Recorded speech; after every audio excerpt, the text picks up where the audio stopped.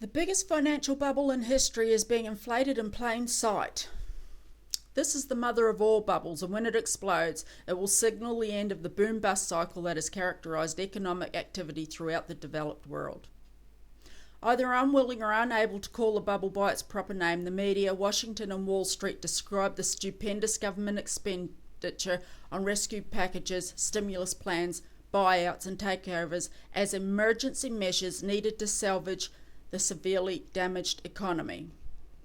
All this terminology is econo-jargon. It's like calling torture enhanced interrogation techniques. Washington is inflating the biggest bubble ever, the bailout bubble. This is much bigger than the dot-com or the real estate bubbles, which hit speculators, investors and financiers the hardest. However destructive the effects these bursts on employment, saving and productivity, the free market capitalist frameworks were left intact. But when the bailout bubble explodes, the system goes with it. The economic framework of the United States has been restructured. The federal interventionist policies have given the government equity stakes, executive powers and management control of what was once private enterprises. To finance these buyouts,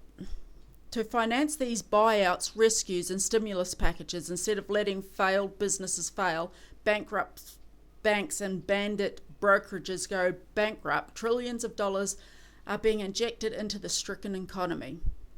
Phantom dollars printed out of thin air, backed by nothing, and producing next to nothing,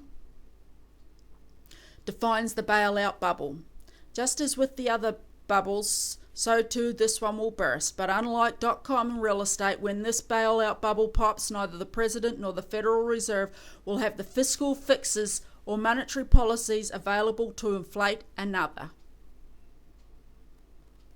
With no more massive economic bubbles left to blow up, they set their sights on bigger targets. Given the pattern of the government to parlay egregious failures into mega failures, the classic trend they follow when all else fails is to take their nations to war.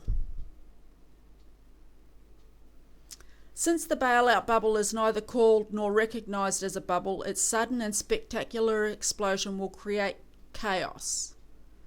A panicked public will readily accept any Washington, Wall Street, mainstream media alibi that shifts the blame of the catastrophe away from the policymakers and onto some scapegoat. Let me repeat that one part. A panicked public will readily accept any Washington, Wall Street, mainstream media alibi that shifts the blame for the catastrophe away from the policymakers and onto some scapegoat. At this time, we are not forecasting a war. However, the trends in play are ominous. And while we cannot pinpoint precisely when the bailout bubble will burst, we are certain it will. When it does, it should be understood that a major war could follow. That was the bailout bubble, the bubble to end all bubbles, by the Trend Alert by Gerald Celente, written on the 13th of May, 2009. 13th of May, 2009. Makes you wonder, doesn't it?